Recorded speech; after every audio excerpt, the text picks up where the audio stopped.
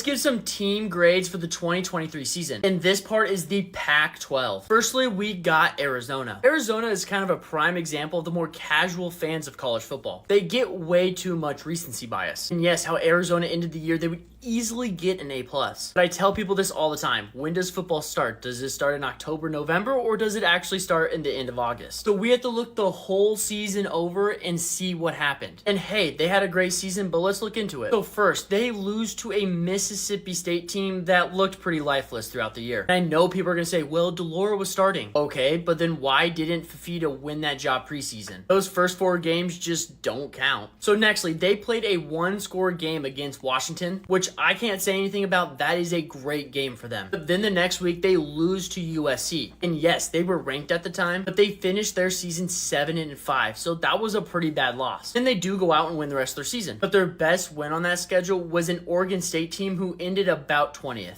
Good season? Yes. Great season? Yes. The best season? No. So that's why I give them an A-.